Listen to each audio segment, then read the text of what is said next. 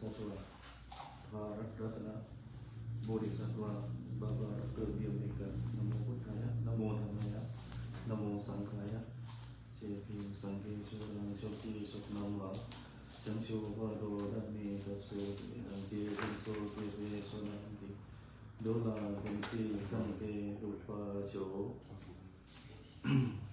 นะโมบงเสติกามุนิปัฏฐานิโตโภกราบถวายความเคารพพระอาจารย์ดร.พระมหาจัญญาสุทธิยานุที่เคารพอย่างสูงกราบถวายความเคารพพระอาจารย์ดร.พระมหานรินทร์นรินทร์โทที่เคารพอย่างสูงแล้วก็กราบขอโอกาสท่านพระอาจารย์พระมหาพัชรพลอริยธรรมโมแล้วก็ขอโอกาสท่านพระอาจารย์รองศาสตราจารย์ดร.มารุตเมธิโกรวมถึงท่านวงแล้วก็ขอเจริญพรไปยังญาติโยมสาธุชนชาววัดพุทธปัญญาทุกท่านแล้วก็รวมถึงญาติโยมชาววัดประสาทนิโคนแล้วก็รวมถึงญาติโยมจากพื้นที่อื่นๆที่อยู่ใน Facebook Live ของอาตมาของกระผมด้วยนะครับก็ทักทายครูบาอาจารย์พระธรรมทูตทุกท่านที่อาจจะเข้ามาในระยะหลังนะครับงานหรือเรื่องที่จะพูดต่อไปนี้อาจจะเป็นเรื่องที่ ฟังดูแล้วอาจจะเครียดหรือเปล่าไม่แน่ใจเดี๋ยวเราจะลองฟังดูนะครับก็ต้องออกตัวก่อนว่าเรื่องที่จะพูดเนี่ยเป็นเรื่องที่ตัวเองเคยเขียนบทความไว้อยู่นะครับแล้วก็เป็นเรื่องที่เด็กยุคใหม่นะหรือวัยรุ่นยุคใหม่ให้ความสำคัญนี่จากประสบการณ์ตัวเองด้วยเนี่ยที่ได้เข้าไปสัมมนางานวิชาการหลายๆแห่งในเรื่องที่เกี่ยวกับประเด็นเรื่องของข่าวคราวพระหรือการปฏิรูปคณะสงฆ์เนี่ยก็ทำให้เห็นว่าเรื่องที่จะพูดออกไปนี้คือเรื่อง secular state เนี่ยเป็นเรื่องสำคัญที่จริงเรื่อง secular state ในสังคมไทยเนี่ยก็ไม่ใช่เรื่องใหม่เสียทีเดียวนะในส่วนของกลุ่มคนที่พูดอยู่เนี่ยนะไม่ใช่เรื่องใหม่แต่ว่าอาจจะเป็นเรื่องที่คนส่วนใหญ่ซึ่งเป็นชาวพุทธ 95% เนี่ยอาจจะยังไม่ได้รับรู้อย่างทั่วถึงนักนะครับทีนี้เวลาที่เราพูดเรื่อง secular state เนี่ยก่อนที่เราจะพูดเรื่องนี้ก็มีการพูดถึงเรื่องการปฏิรูปคณะสงฆ์นะครับซึ่งเวลาเราพูดถึงการปฏิรูปคณะสงฆ์เนี่ยมันก็จะเกี่ยวข้องกับแนวคิดเรื่อง secular state ด้วยนะครับอย่างงานวิทยานิพนธ์ของอาตมาเนี่ยก็นำเสนอแนวทางการแก้ไขปัญหาคณะสงฆ์อยู่ด้วยกันอยู่2วิธีหนึ่งก็คือการปรับปรุงโครงสร้างการปกครองคณะสงฆ์ใหม่โดยใช้พรบ2484มาเป็นแม่แบบนะครับก็คือแม่แบบของ2484ก็คือมีสังฆสภาสังฆมนตรีสังฆนายกอย่างนี้เป็นต้นคือแบ่งการบริหารคล้ายๆกับฝ่ายบ้านเมืองก็คือฝ่ายบริหารนะครับแล้วก็นิติบัญญัติตุลาการนะครับเนื่องจากว่าสิ่งที่เราเห็นอยู่ก็คือตัวมหาเถรสมาคมเนี่ยที่เป็นอยู่เนี่ยเป็นโครงสร้างที่อาจจะไม่สามารถสร้างความมีศักยภาพนะหรือสามารถนำมาแก้ไขบริหารจัดการได้คือพูดง่ายๆว่าระบบปัจจุบันเนี่ยมัน dysfunction แล้วมันไม่ทำงานแล้วอีกอย่างถ้าเราดูพระราชบัญญัติการปกครองคณะสงฆ์ไทยปัจจุบันเนี่ยตัวโครงสร้างจริงๆแล้วเนี่ยก็ไม่ได้ต่างอะไรกับปี2445พระราชบัญญัติคณะการปกครองคณะสงฆ์รศ.121นะครับเพราะว่าโครงสร้างคือโครงสร้างเดียวกันคือโครงสร้างมหาเถรสมาคมเหมือนกันหลังจากรศ.121เราก็มีการเปลี่ยนแปลงโครงสร้างการปกครองคณะสงฆ์นั่นก็คือเปลี่ยนมาเป็นพระราชบัญญัติการปกครองคณะสงฆ์2484ที่มีสังฆสภาสังฆมนตรีสังฆนายกซึ่งในยุคนั้นก็มีผู้ที่มีบทบาทสำคัญในการปรับปรุงเปลี่ยนแปลงตรงนี้ก็คือจอมพลป.พิบูลสงครามในฝ่ายบ้านเมืองนะครับแล้วก็จารีดีพนมยงค์แล้วก็รวมถึงพระพิมลธรรมนะครับพอหลังจากเหตุการณ์เกิดรัฐประหารขึ้นในสมัยเสด็จทัชรัตน์นะครับเราก็เกิดพรบสงฆ์ใหม่ขึ้นก็คือพรบสงฆ์2505แก้ไขเพิ่มเติมปี2535นะครับ ก็เกิด การนำเอาร2121นะมาใช้ในการปกครองคณะสงฆ์อีกนะครับทำให้ร่างเดียวคณะสงฆ์ก็เปลี่ยนแปลงอีกจากเดิมเนี่ยมันมีการแบ่งการบริหารเป็นสังฆทานสังฆมนตรีสังฆนายกก็เปลี่ยนมาเป็นคล้ายๆกับเรา2121อีกนะครับทีนี้พอมาสมัยของอดีตผู้นำอย่างนายกประยุทธ์จันทร์โอชาเนี่ยก็มีการเปลี่ยนแปลงพระราชบัญญัติคณะสงฆ์อีกนะครับก็มาสู่การแก้ไขถ้าจะไม่ผิดก็คือปี2500ช่วง2500ช่วง2565ในช่วงนั้นจะไม่ผิดนะครับ ทีนี้เราจะคือเรื่องนี้เป็นเรื่องที่เราพยายามจะแก้ไขปัญหาคณะสงฆ์โดยที่พยายามจัดการแก้ไขเชิงระบบเชิงโครงสร้างนะคือทุกครั้งเนี่ยเวลาเกิดปัญหาเรื่องพระมีข่าวไม่ดีนะพระมีการบริหารจัดการเงินไม่ดีข่าวพระประพฤติผิดพระธรรมวินัยเราก็มักจะนำเสนอการแก้ไขปัญหาโดยการบอกว่าต้องพระต้องใช้พระธรรมวินัยนะครับพระต้องไม่มีสมณศักดิ์นะเราก็พูดไปแบบนี้กันโดยส่วนใหญ่นะครับแต่ปรากฏว่าก็พูดไปหลายครั้งก็ยังไม่ได้รับการแก้ไขในทางที่ดูแล้วจะจริงจังมากนะทีนี้อย่างน้อยสิ่งที่เรามาเล่าให้เห็นเนี่ยก็จะทำให้เราเข้าใจว่าพระราชบัญญัติคณะสงฆ์เนี่ยมีการเปลี่ยนแปลงแก้ไขตลอดและการเปลี่ยนแปลงแก้ไขของพระราชบัญญัติคณะสงฆ์หรือในฝ่ายคณะสงฆ์เนี่ยล้วนสัมพันธ์นะเกี่ยวกับการเปลี่ยนแปลงทางการเมืองทุกครั้งคือหมายว่าฝ่ายบ้านเมืองมีการเปลี่ยนแปลงปุ๊บเนี่ยฝ่ายทางคณะสงฆ์ก็จะต้องมีการเปลี่ยนแปลงทันทีทำไมจึงต้องเป็นอย่างนี้นั่นก็เพราะว่าพระสงฆ์เนี่ยเรามีประมาณ300,000ตัวเลขไม่ค่อยมั่นคงนะอาจจะเปลี่ยนแปลงแต่ว่าคร่าวๆเนี่ยมีประมาณนี้อาจจะออกพรรษาตัวเลขอาจจะลดลงมานะครับและรวมถึงเรามีวัดประมาณ 20,000 กว่าวัดนะครับเรามีวัดพระรามราชเรามีวัดพระรามหลวงชั้นตรีโทเอกจัตวานะครับเรามีชาวพุทธที่นับถือพระพุทธศาสนาอยู่คร่าวๆเปอร์เซ็นต์ที่เราเคยได้ยินคุ้นๆกันก็คือเรามีอยู่ตัวเลขประมาณ 95% ทีนี้โดยเฉพาะพระสงฆ์เนี่ยท่านไม่ได้อยู่ภายใต้พระธรรมวินัยอย่างเดียวแต่อยู่ภายใต้กฎหมายที่เราเรียกว่าพระราชบัญญัติการปกครองคณะสงฆ์ด้วยนะครับแล้วก็อยู่ภายใต้จารีตประเพณีด้วยทีนี้ถามว่าเอาตัวอย่างเช่นว่าถามว่าเรื่องอะไรที่เกี่ยวข้องกับการที่พระจะต้องได้รับผลกระทบจากการมีพระราชบัญญัติการปกครองคณะสงฆ์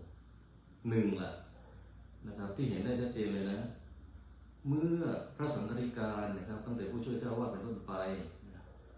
รวมถึงรองเจ้าวาดเจ้าคณะพระสังฆการเนี่ยเมื่อถูกข้อหาเกี่ยวข้องกับการผิดกฎหมายอาญาเช่นมีการยักยอกเงินวัดนะไม่ได้ผิดแค่พระธรรมวินัยแล้วนะเพราะว่าเงินวัดเนี่ยมันเป็นเงินส่วนรวมนะครับอาจจะเสี่ยงถูก157อาจจะเสี่ยงถูกยักยอกทรัพย์แล้วทางฝ่ายบ้านเมืองบางครั้งก็ตีความว่าท่านเป็นเจ้าหน้าที่รัฐหรือเป็นเจ้าพนักงานของรัฐสองคำนี้ไม่เหมือนกันนะครับทั้งเจ้าพนักงานของรัฐเจ้าหน้าที่ของรัฐไม่เหมือนกัน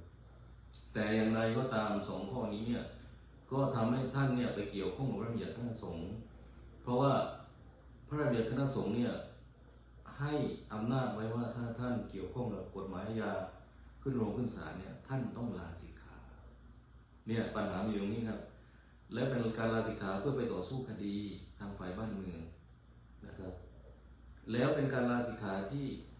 จริงๆแล้วอาจจะไม่ได้ทำผิดพระวินัยด้วยก็คือปาราชิกอย่างยกตัวอย่างที่ผ่านมาก็มีการลาสิกขาโดยการที่กฎหมายพระราชบัญญัติคณะสงฆ์ในปัจจุบันให้อำนาจว่าต้องลาสิกขานะครับท่านต้องลาสิกขาอย่างก็คืออดีตปัจจุบันท่านก็เป็นเจ้าวาดนั่นแหละก็คือเจ้าวาดวัดสะเกษพระพรหมสิทธินะครับแล้วก็ พระพรหมดิโลกเจ้าวัดพระสัมพยาซึ่งสองท่านเนี้ยต้องลาสิกขาเพื่อไปต่อสู้คดีแต่ท่านไม่ได้กล่าวคำลาสิกขาเพราะท่านไม่ได้ทำผิดปาราชิกในข้อใดข้อหนึ่งทั้ง4ข้ออันนี้ท่านอ้างว่าอย่างนี้นะครับจึงทำให้สามารถท่านเมื่อพ้นจากคดีความแล้วเนี่ยสามารถกลับมาห่มผ้าเหลืองได้เหมือนเดิมนะทางฝ่ายบ้านเมืองก็บอกแล้วว่าท่านไม่ได้ผิดอะไรนะครับแต่นี้อาตมาก็เลยบอกว่าเนี่ยพระเดียคณะสงฆ์ตรงนี้มันเกี่ยวข้องกับท่านศึกเนี่ยนะครับสังคมไทยเราก็ยังรับไม่ได้ที่อยู่ๆจะให้พระห่มผ้าเหลืองไปนอนไปอยู่ในคุกเขาก็ต้องให้ท่านศึกออกไปแล้วก็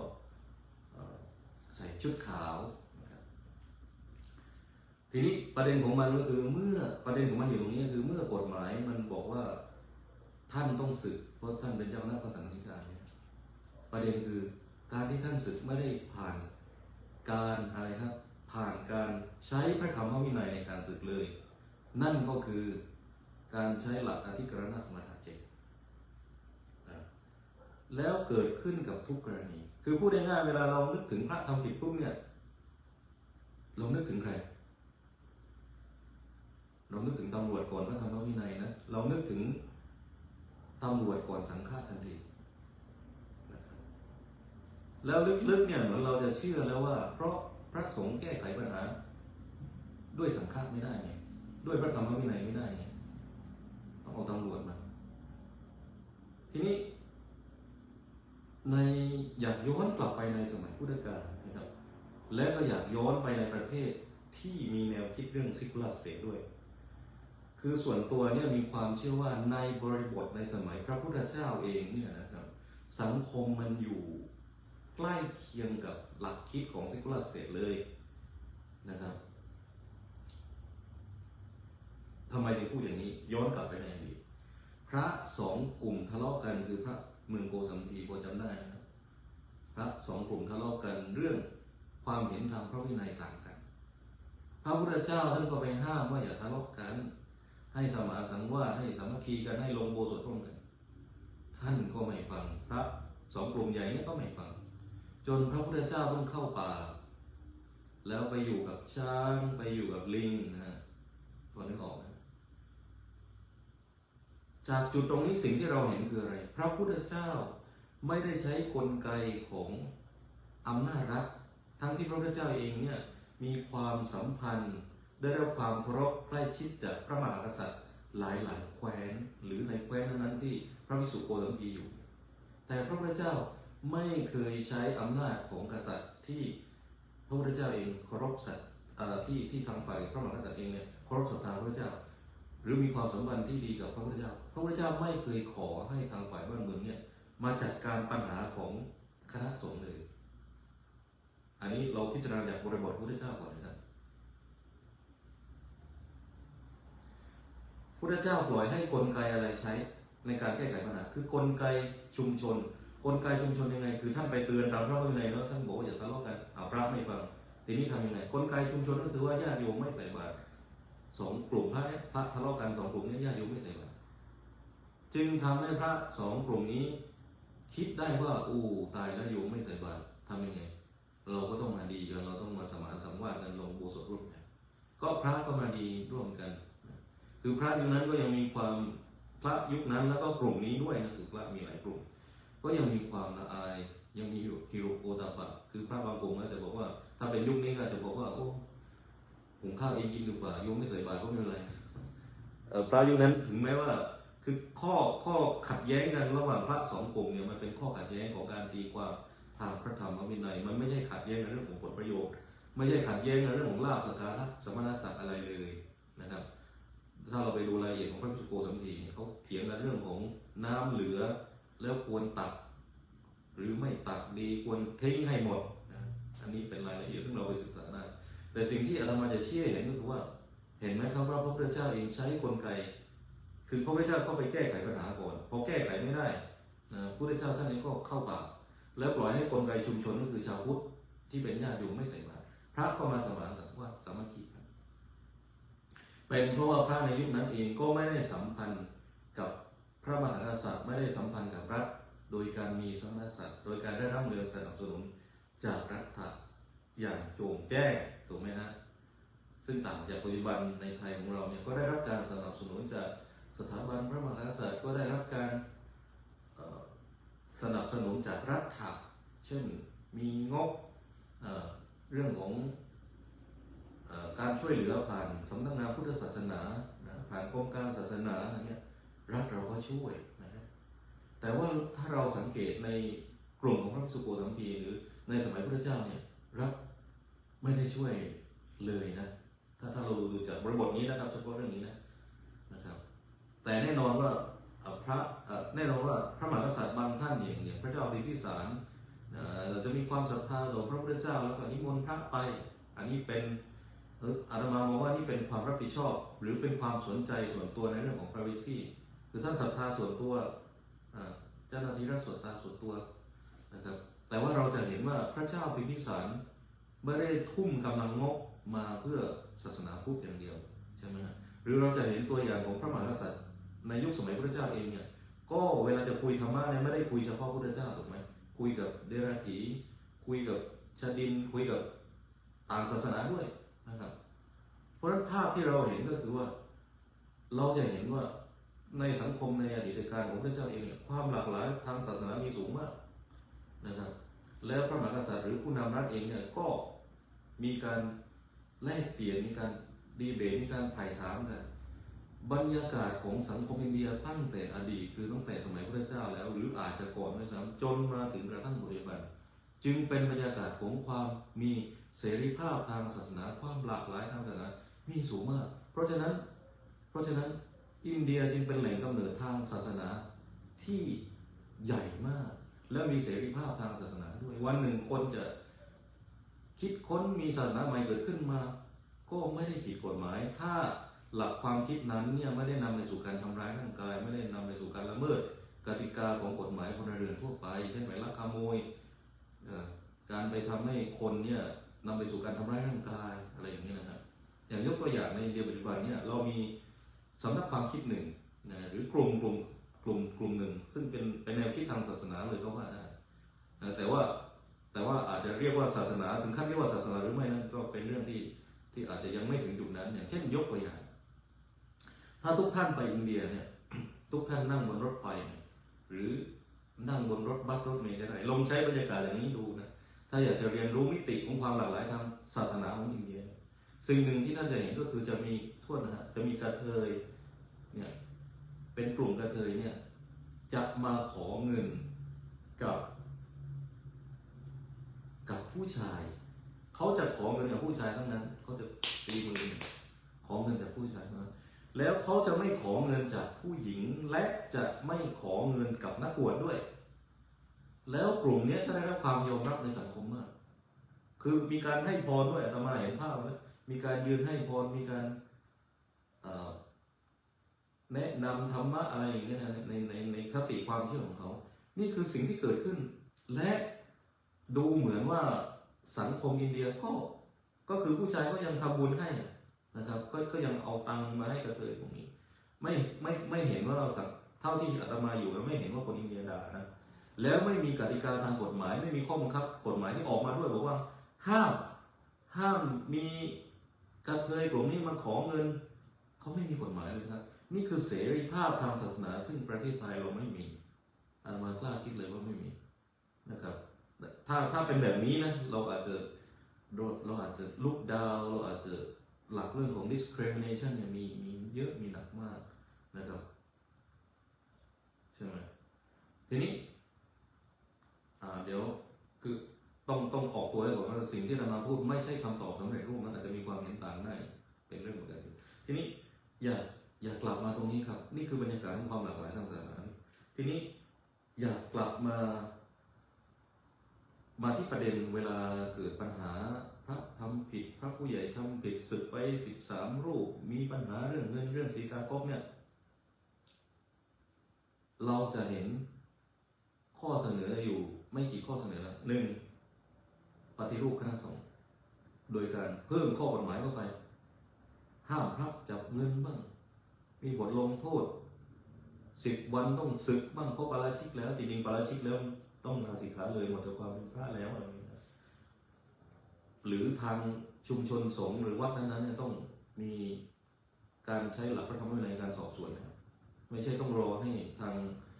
กฎหมายมาออกว่า10 วันแล้วค่อยศึกปาราชิกอะไรอย่างเงี้ยนะครับเป็นความรับผิดชอบของเจ้าวาดหรือของชุมชนในศาสนานั้นในวัดนั้นนะตั้งแต่เจ้าวาดกับวิยาวัจกรพระภิกษุที่มีพรรษามากพรรษาน้อยตามลำดับคือวัดที่อยู่ในคอมมูนิตี้นั้นๆเนี่ยจะต้องแสดงความรับผิดชอบทันทีไม่ใช่ว่าต้อง10 วันแล้วก็สึกอะไรอย่างเงี้ยไม่ใช่ก็ต้องแก้ไขกันภายในก่อนที่เดี๋ยวตำรวจจะมาเดี๋ยวนักข่าวจะมาซึ่งตำรวจเองนักข่าวเองก็ไม่ได้เข้าใจความซับซ้อนความละเอียดทางศาสนาแต่ปัญหาก็คือว่าเราเองซึ่งหลายวัดส่วนใหญ่ในเมืองไทยไม่ได้มีระบบที่เข้มแข็งมั่นคงขนาดนี้จริงที่เราจะสามารถ take action responsibility ของวัดแต่ละวัดเองได้โดยที่ไม่ต้องวิ่งไปหานักข่าวมาช่วยโดยที่ไม่ได้วิ่งไปหาตำรวจมาช่วยส่วนใหญ่เราอยู่กับรัฐะและเรามองเห็นรัฐะช่วยตลอดเลยสำนักพุทธมาช่วยหน่อยสิจริงๆก็ไม่รู้ว่าสำนักพุทธมาช่วยจริงหรือเปล่านะครับเอาเข้าจริงๆแล้วสำนักพุทธสนับสนุนจริงหรือไม่อันนี้เดี๋ยวเราจะคุยกันต่อนะแล้วเอาเข้าจริงๆแล้วเนี่ยถ้าเราพิจารณากันดีๆเนี่ยคนที่ช่วยวัดท่านกลุ่มคนที่ช่วยวัดท่านจริงๆแล้วคือญาติโยมนี่แหละไม่ใช่หน่วยงานรัฐเลยนะครับไม่ใช่หน่วยงานรัฐเลยหน่วยงานรัฐเป็นเรื่องที่มาทีหลังด้วยซ้ำนะครับเป็นเรื่องที่มาทีหลังด้วยซ้ำและอาจจะไม่ได้ช่วยอะไรมากด้วยซ้ำคนที่ช่วยจริงๆคือญาติโยมที่อยู่ใกล้วัดชุมชนของท่านที่อยู่ใกล้วัดนั่นแหละสิ่งที่เราจะต้องช่วยกันดูแลรักษาหรือไม่ได้อยู่ใกล้วัดแต่ว่ามาจากพื้นที่อื่นนะที่เป็นบุริสต์ด้วยกันเป็นชาวพุทธด้วยกันเนี่ยอันนี้เราจะต้องรักษาดูแลกันไว้นะครับไม่ใช่อะไรเราก็มองแต่หาสำนักพุทธไม่ใช่อะไรเราก็มองหาแต่เจ้าหน้าที่รัฐนะครับอันนี้เป็นหลักคิดที่ผิดผิดตัวมากนะครับทีนี้เราเห็นไหมครับว่าวิธีการแก้ไขปัญหาเราก็จะบอกว่าปรับปรุงคณะสงฆ์ให้พระอย่าจับเงินจับทองให้พระอยู่ในพระธรรมวินัยแต่ว่าข้อเสนอหนึ่งนะหรือปรับปรุงโครงสร้างคณะสงฆ์ข้อเสนอหนึ่งที่ถูกนำมาพูดกันในระยะสัก10 ปีหลังได้ก็คือข้อเสนอว่าด้วยการใช้หลัก secular state มาแก้ไขปัญหาทีนี้ก่อนที่จะใช้หลัก secular state มาใช้แก้ไขปัญหาเนี่ยนะเดี๋ยวขออนุญาตพูดก่อนว่าก่อนที่จะมาถึงจุดนี้เนี่ย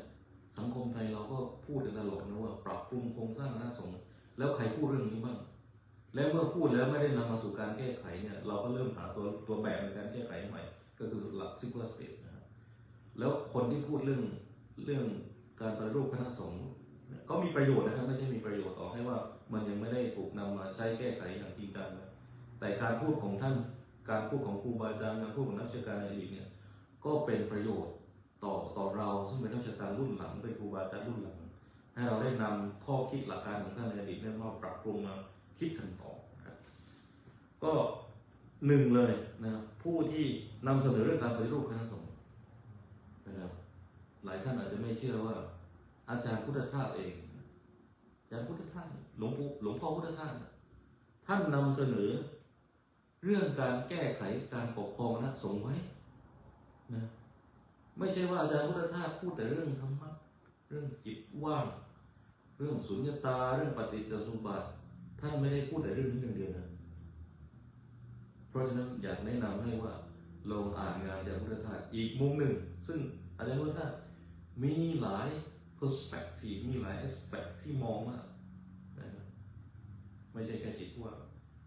ไม่ใช่แค่เข้าใจเรื่องปฏิจจสมุปบาทเรื่องระบบหลวงพ่อพุทธทาสก็เสนอซึ่งหลวงพ่อพุทธทาสได้นำเสนอเรื่องการปฏิรูปคณะสงฆ์ไว้ในหนังสือเรื่องบันทึกนึกได้เองซึ่งอยู่ในหน้าที่18หลวงพ่อพุทธทาสเคยพูดและเขียนไว้อันนี้เป็นหนังสือบันทึกนึกได้เองนะโยมไปหาอ่าน ได้เลยนะหลวงพ่อพุทธทาสท่านเขียนไว้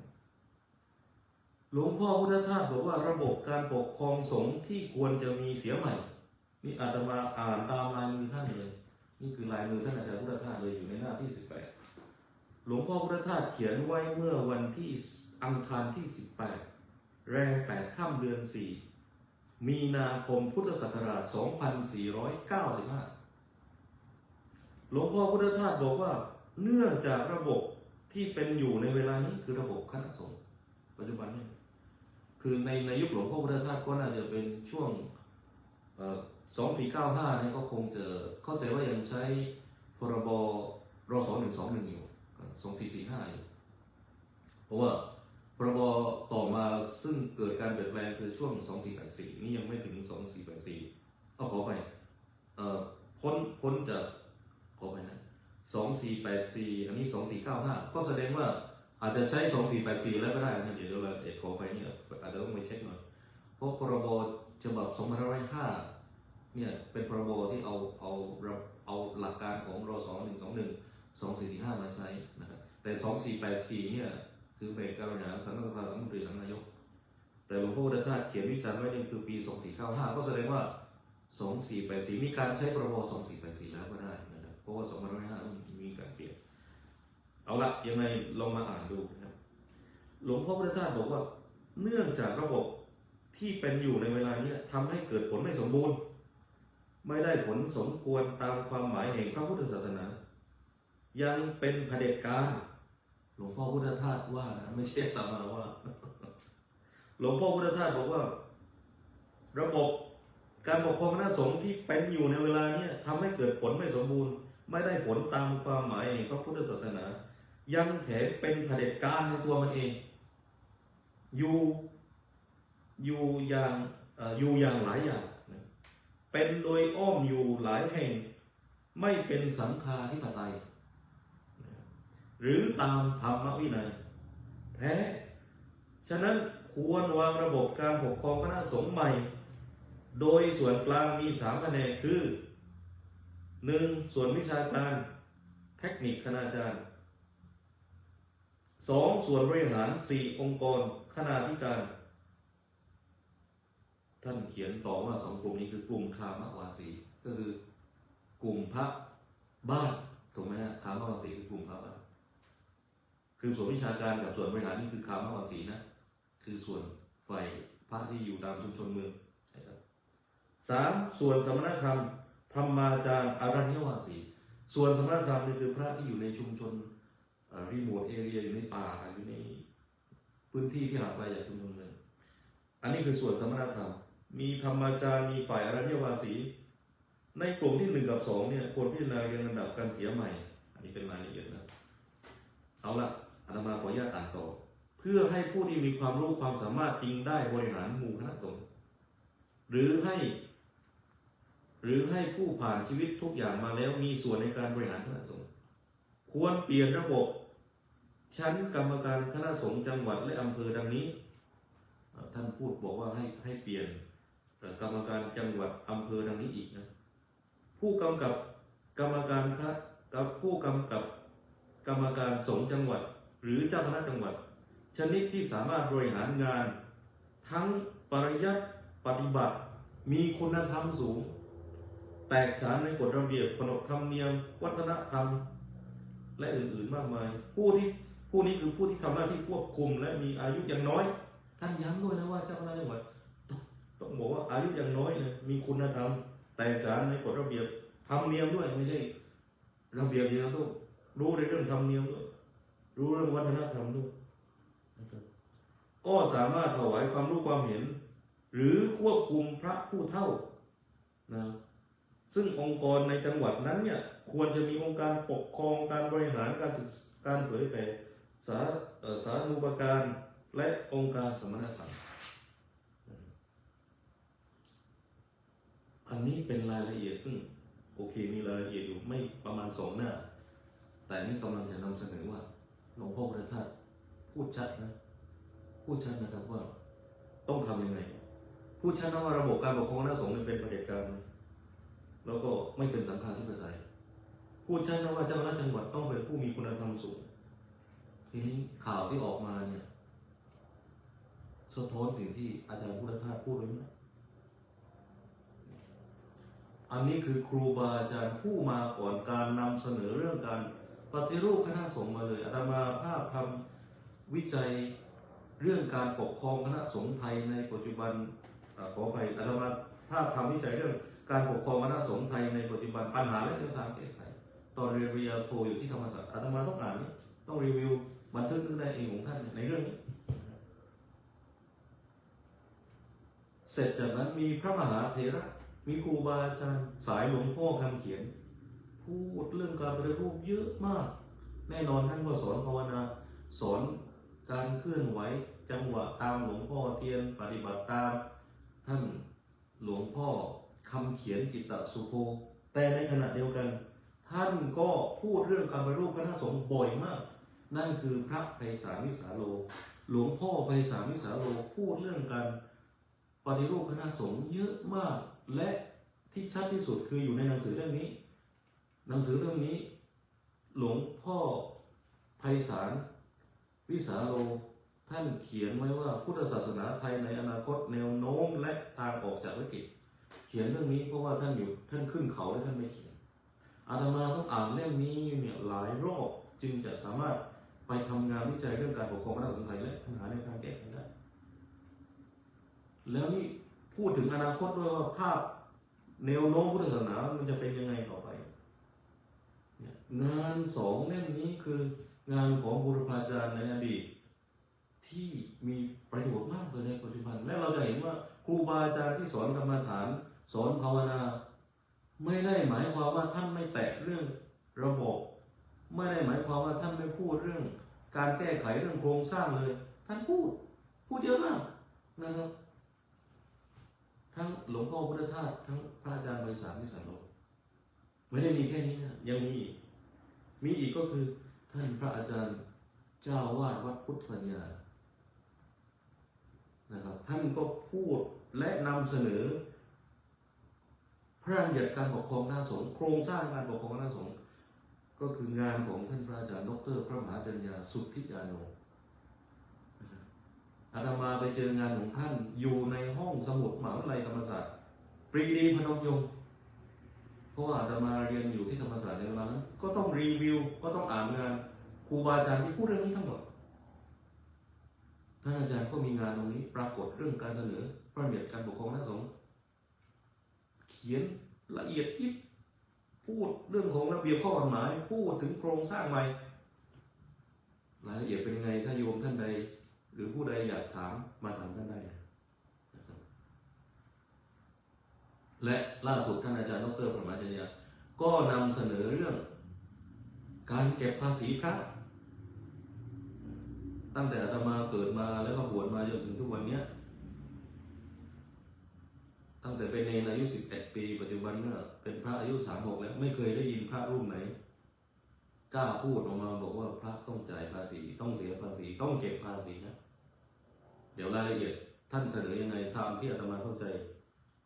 อาตมาจะมาพูดต่อและเรื่องการเก็บภาษีจะเกี่ยวข้องกับเรื่องของ secular state อย่างแน่นอนเพราะประเทศที่พระหรือนักการศาสนาเนี่ยต้องจ่ายภาษีในบัญชีส่วนตัวนะครับคือประเทศที่มีหลักการเรื่อง secular state ทั้งนั้นพระเนี่ยที่ต้องจ่ายภาษีเนี่ยแล้วจ่ายหมายถึงว่าต้องมีเงินล้านขึ้นนะจริงจ่ายถ้าเงินไม่ถึงล้านเป็นเงินส่วนตัวของท่านไม่ถึงล้านท่านไม่ต้องตกใจท่านไม่ต้องจ่ายครับแต่ถ้าท่านมีล้าน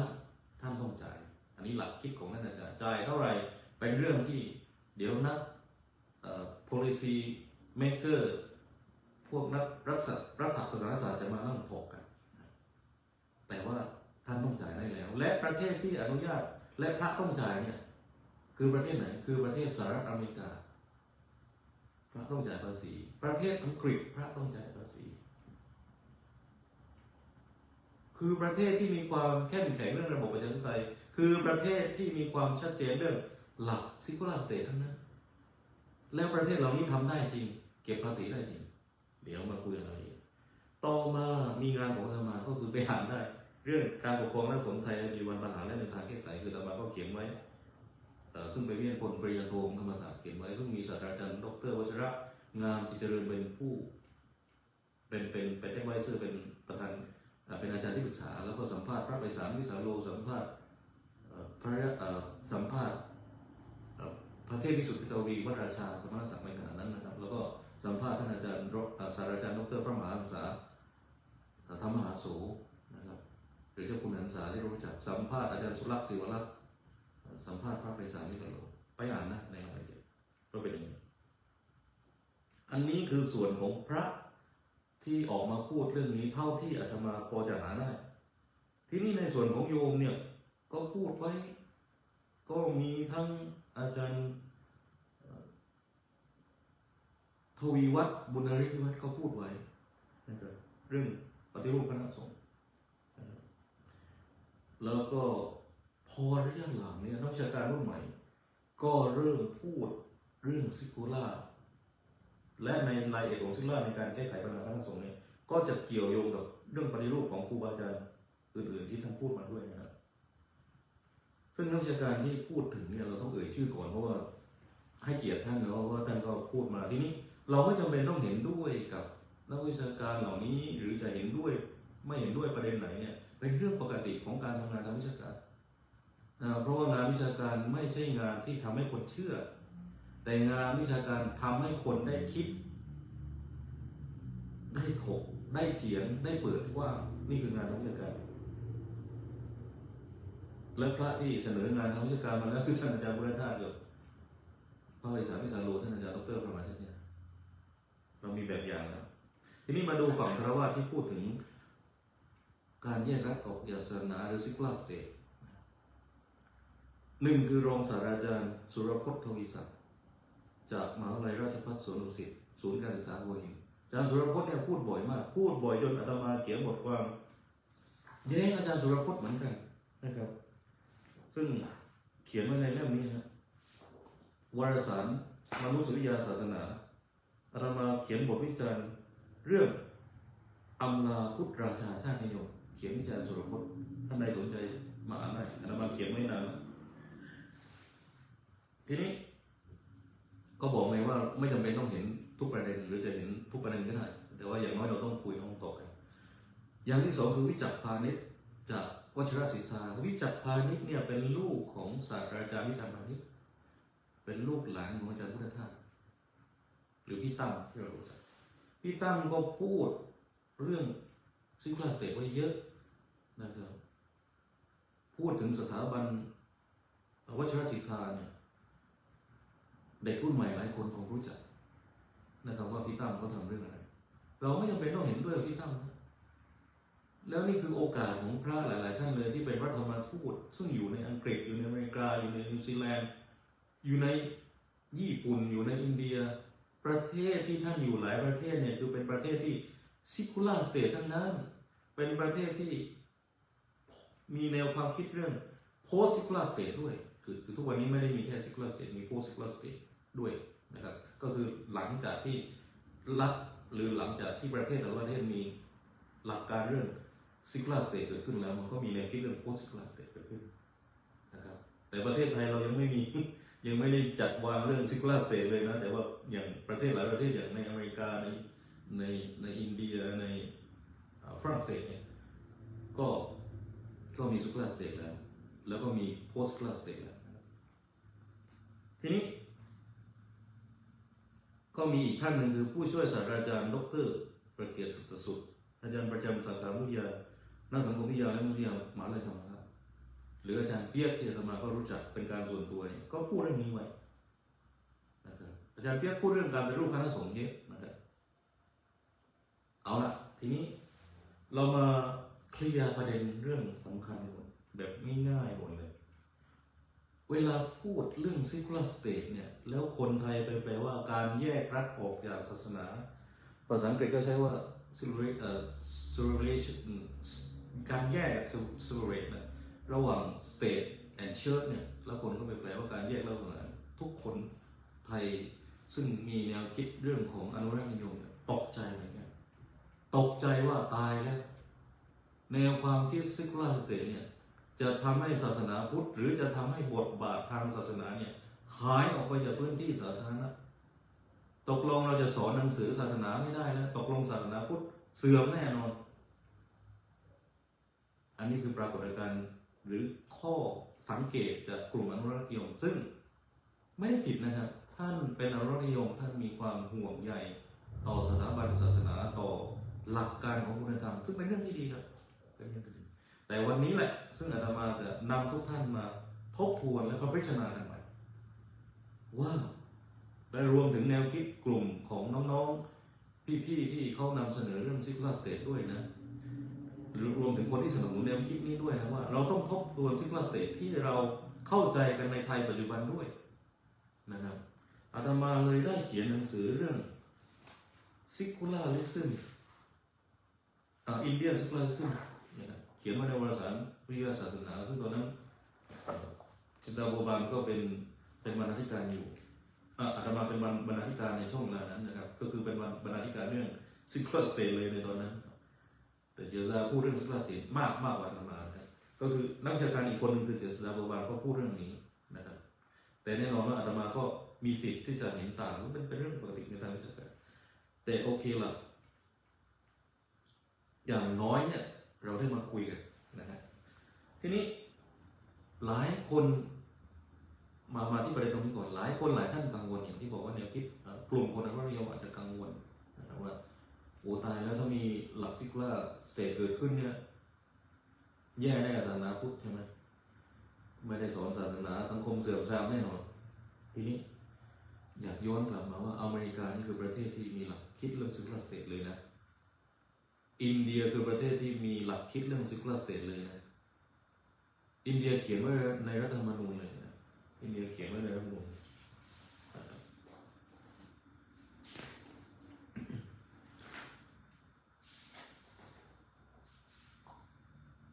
ในอเมริกาเขาเขียนไว้ในรัฐธรรมนูญนะครับทีนี้ประเทศอีกประเทศหนึ่งคือประเทศฝรั่งเศสก็เขียนไว้ในรัฐธรรมนูญเอาสามประเทศพออินเดียอเมริกาแล้วก็ฝรั่งเศส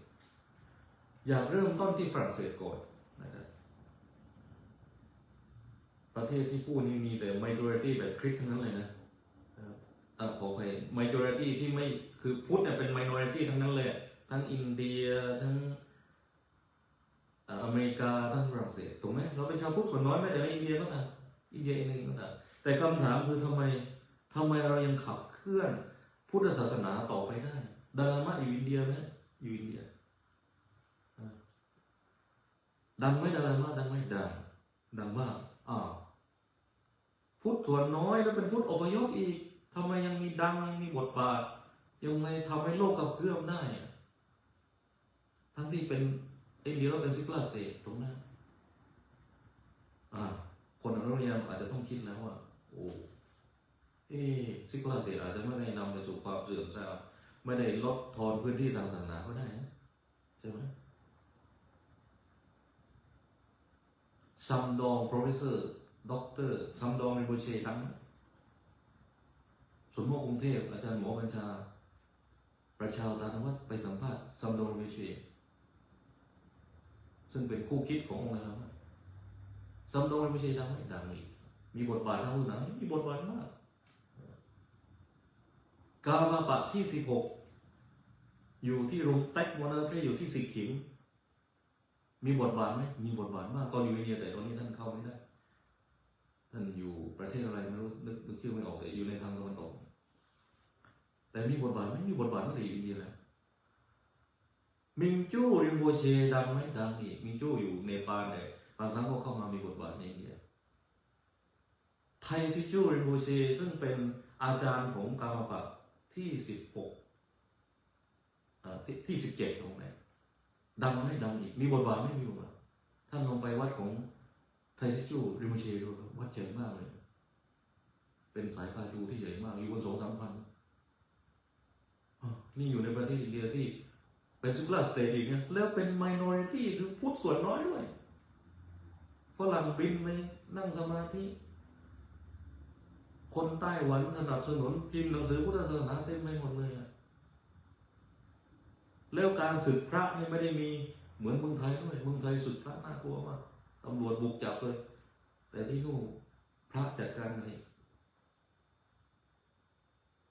เราต้องหาตัวเลือกนะเราต้องหาตัวเลือกทางพุทธศาสนาใหม่นะทีนี้ท่านเคนเซ่โบเชโนบุดังให้ดังอีกให้ทุนการศึกษานะครับอาตมาก็ขอทุนท่านตอนเรียนถ้าไม่มีทุนท่านอาตมาก็เรียนไม่จบนอกจากได้โอกาสรับทุนจากท่านอาจารย์ดร.วรยาที่ช่วยเหลือทางวัดพุทธยาโยมให้ทุนไปอาตมาก็ขอทุนจากท่านเคนเซ่โบเชโนบุดังมากสปอนเซอร์อยู่อเมริกาอยู่ไต้หวันนี่ก็เกิดในประเทศที่ชาวพุทธส่วนน้อยแล้วเป็นชาวพุทธอพยพอีกเป็นทิเบตันรีฟูจีท่านใดไม่เชื่อลงพิมพ์ชื่อเหล่านี้ดูว่าดังขนาดไหนมีบทบาทอะไรได้เลยพิมพ์ชื่อดารามาเนี่ยท่านรู้อยู่แล้วไทซิจูริโมเชมิงจูริโมเชกามาปะนะครับทรงสร้างเชฟโรเชพิมพ์มาเลยพุทธศาสนาเห็นเสื่อมเลยแล้วก็มีบทบาทมากพูดแบบนี้อาจจะไกลไปสำหรับหลายท่านที่อยู่ในอินเดียอาจจะไกลไปหรืออาจจะมองไม่เห็นไม่ค่อยคุ้นกับพุทธทิเบตไม่เป็นไรกลับมาประเทศที่มีหลักคิดทางเซคูลาร์สเตทที่เคยมีการออกกฎห้ามมุสลิมคุมิยะในพื้นที่สาธารณะด้วยเพราะว่าผ้ายาบที่คลุมเป็นผ้ายาบสีดำแล้วคนก็บอกว่าสุรพจน์เองก็เขียนบอกว่าอันนี้ไม่ใช่เหตุผลของการนำมาแล้วก็พยายามที่จะมองว่ามันเป็นอันตรายของซิกลาสเตทไม่ใช่เลยนะสุรพจน์พูดอย่างนี้อันนี้ประเด็นนี้เห็นด้วยสุรพจน์เพราะว่าอะไรเพราะว่าถ้าฝรั่งเศสกีดกันทางพุทธศาสนาเองนะวัดไทยในฝรั่งเศสเนี่ยอย่างวัดของอะไรครับที่ลียงของหลวงพ่อหลวงเนี่ยมหาจิราจารย์วัดพระเจตุพนไม่มีทางได้สร้างไม่มีทางได้อยู่ได้เซิร์ฟชาวพุทธไทยที่อยู่ที่ลียงที่ฝรั่งเศสครับและที่เห็นชัดที่สุดคือหมู่บ้านติดอันหมู่บ้านพลัมเนี่ยที่หมู่บ้านพลัมวิลเลจที่ฝรั่งเศสถามว่าทำไมเติบโตได้เนี่ยนี่อยู่ในฝรั่งเศสแล้วเป็นประเทศที่ห้ามมุสลิมกลุ่มพายับที่เขาห้ามมุสลิมกลุ่มพายับสีดำเพราะว่าสีดำคนที่อยู่ในพื้นที่นั้นกลัวแล้วหลอนกลัวเป็นผู้ก่อร้ายเพราะฉะนั้นขอว่าอย่าสวมผ้ายับสีดำได้ไหมให้เอาลายเทาๆอะไรก็ได้ซึ่งมหาลัยโรงเรียนหลายๆโรงเรียนเนี่ยก็เหมือนจะมีกติกาแบบนี้นะในประเทศไทยสวมยับได้แต่อย่าสวมสีดำโอเคมีการออกกฎแต่ซิกลาสเตทไปแล้วนะแต่นี่คือปัญหาของหลังการเกิดจากซิกลาสเตทก็เลยเรียกว่าโพสต์คลาสเตทและโพสต์คลาสเตทเองเนี่ยนักวิชาการชาวเยอรมันท่านหนึ่งมาจำชื่อไม่ได้แต่ขอไปเดี๋ยวท่านนึกชื่อออกก็จะบอกมองศาสนาใหม่โดยเฉพาะพุทธศาสนาคือเมื่อก่อนคือถ้าเป็นแนวคิดแบบซิกลาสเตทเนี่ยซึ่งเป็นแนวคิดที่เริ่มมาจากคนนักปรัชญารัฐศาสตร์สมัยใหม่เนี่ยที่นำเสนอว่าผู้นำควรมีเล่ห์เหลี่ยมแบบสุนัขจิ้งจอกนะครับมัคเคเวรีถ้าเป็นฝ่ายคิดก็คือหันเฟยเป็นนักปรัชญานิตินิยมก็เสนอคล้ายๆกับแมคเคเวรีแล้วแมคเคเวรีเองเนี่ยที่เป็นจุดตั้งต้นของการนำเสนอเรื่องซุปเปอร์สเตทถ้าในปรัชญาสมัยใหม่นะปรัชญารัฐศาสตร์สมัยใหม่นะครับต้องเป็นนักปรัชญารัฐศาสตร์สมัยใหม่เพราะว่าอะไรที่แมคเคเวรีเสนออย่างนั้นเพราะว่าในสังคมของแมคเคเวรีเองเนี่ยศาสนาจักรก็คือศาสนาคริสต์เนี่ยมีบทบาทต่อพระมหากษัตริย์มากต่อกษัตริย์มากตั้งกษัตริย์ได้ตัวเองสามารถสื่อสารกับพระเจ้าได้นะครับแคทอลิกเองในสมัยเมื่อก่อนมีกองทหารเป็นของตัวเองโรมันเนี่ยขอไปที่สันตปาปาที่โรมเนี่ยมีกองทหารของตัวเองเกิดสงคราม ศาสนากันระหว่างคริสต์กับมุสลิมมาก่อนเพราะว่าคริสตศาสนามีกองทัพเพราะฉะนั้นอิทธิพลของศาสนามีถึงขนาดตั้งกษัตริย์ได้เพราะว่าตัวเองสามารถสื่อสารกับพระเจ้าได้เพราะฉะนั้นอิทธิพลของศาสนามันเยอะมากใช่ไหมไม่เคยบอกโอ้ตายแล้วถ้าเราเป็นอย่างนี้เนี่ยโอ้ศาสนาเข้ามามากถึงขนาดมีกองทัพเป็นของตัวเองเลยคำถามคือศาสนาพุทธเคยมีกองทัพเป็นของตัวเองไหมหมายถึงพระเองมันมีกองทัพไหมมีมากสุดก็คือพระเจ้าฝางที่สู้สมเด็จพระเจ้าตากสินมาแต่ก็ไม่ได้ใหญ่เหมือนสัตว์ป่าว่ามีกองทัพของตัวเองเลยครับเพราะฉะนั้นจึงไม่แปลกว่าทำไมไม่เคยเสนอเนี่ยในยุคของซิกลาเตในปรัชญารัฐศาสตร์แต่ว่าซิกลาเกิดขึ้นที่เราเห็นปัจจุบันแล้วเนี่ยอย่างหมู่บ้านพรามเนี่ยมันเกิดขึ้นไม่ได้เนี่ยเผยแผ่พุทธศาสนาไม่ได้เนี่ยเดินบิณฑบาตก็คงถูกห้ามแต่ทำไมไม่ถูกห้ามเพราะพุทธศาสนาเราเนี่ยไม่ได้ไปแบบไปบังคับไปยืนอยู่ที่Public Park แล้วก็พูดพุทธศาสนาอย่างนู้นดีอย่างนี้เราไม่เคยทำเลยนะแต่ว่าถ้าเรามาอยู่ในอเมริกาเราจะเห็นว่าพี่น้องชาวคริสต์ทำแบบนั้นนะเราจะเห็นว่าพี่น้องบางศาสนาเนี่ยทำแบบนั้นนะคือทั้งคริสต์มุสลิมเขาก็ทำอย่างนั้นไม่ได้บอกว่าทำแบบนี้ผิดนะแต่เราจะเห็นบทบาทเขาว่ามาอยู่ใน Public Park ในพื้นที่สาธารณะมาอยู่ในปาร์คแล้วก็พูดเรื่องไม่พูดเรื่องอันตรายแต่ศาสนาพุทธเราไปแบบซอฟต์